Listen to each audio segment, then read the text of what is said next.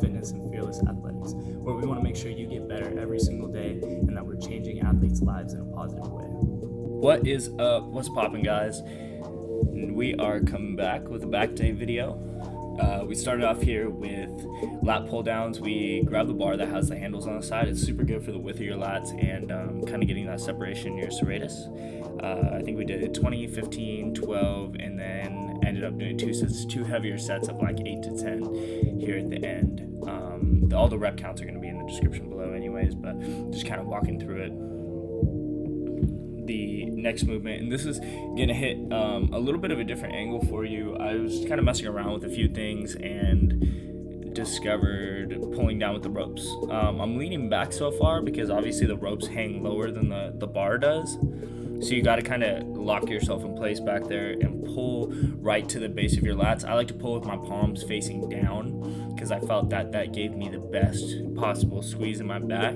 And then this ended up being one of our superset movements that you guys are pretty used to, with the kind of straight arm pull down. It's a little bit different with the ropes. Normally, your arms are wide on the bar and you kind of feel yourself doing a lat spread when you get to the bottom. This time around, we're kind of getting that thickness building effect on our lower lats. Same thing, pull all the way through your hips. Try to lock your arms into the same angle or the same position. They don't need to be all the way locked out or anything like that, but just kind of lock yourself into a comfortable place and just make sure you're focusing on your back and pulling with your back, right? You'll feel a little bit in your shoulders too, but it's not a big deal.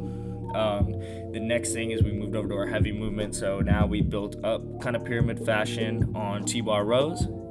So this is my last training set at T-bar rows. I think I did somewhere between like 8 to 10 or something like that. I ended up doing the 4 plates for it. Man, these were killing me too because my legs were sore, but yep. So this is the peak, and then what we do at the end of this is we end up hitting a big ass drop set to definitely finish out that heavy movement base. So started at the 4 plates again. So this would be the second set with those.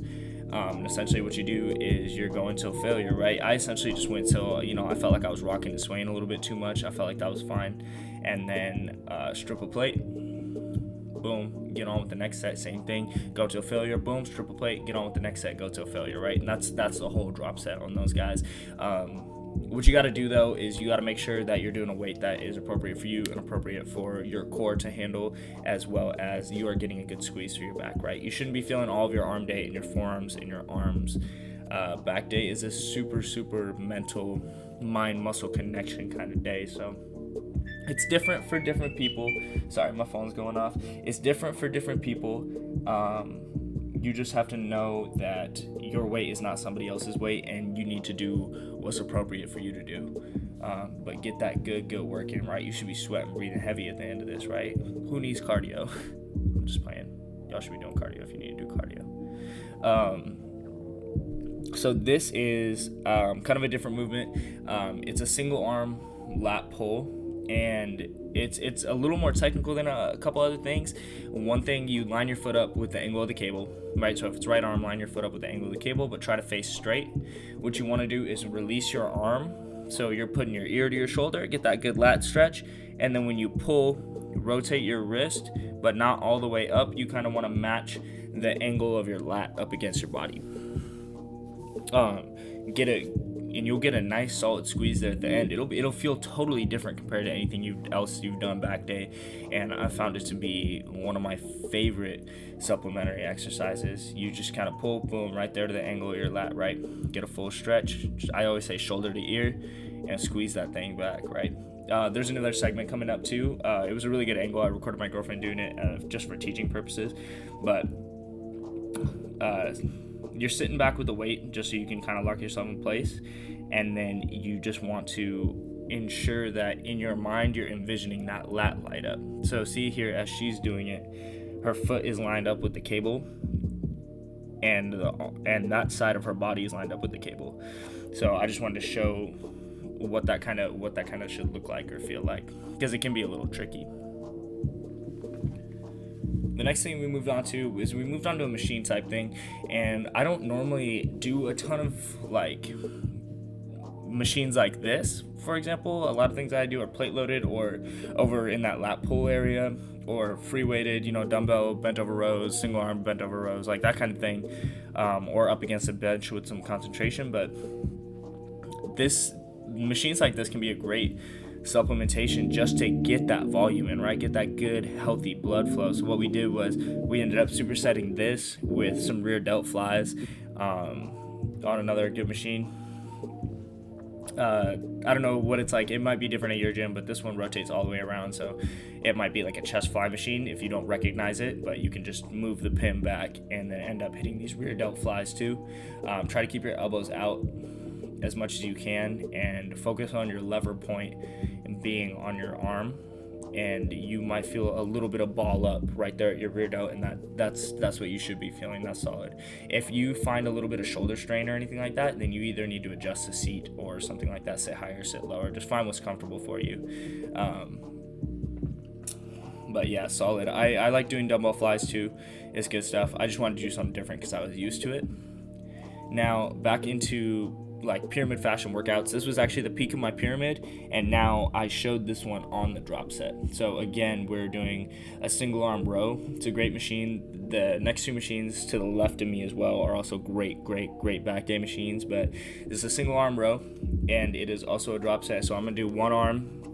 I think I did like somewhere between 8 to 12, whatever. You're going to the point of failure, right? Your grip's giving out, you're getting tired, all that kind of thing. Boom, hit the next arm. And then I basically did the same thing that I did with the T-bar rows over in the corner, is I stripped a plate each time.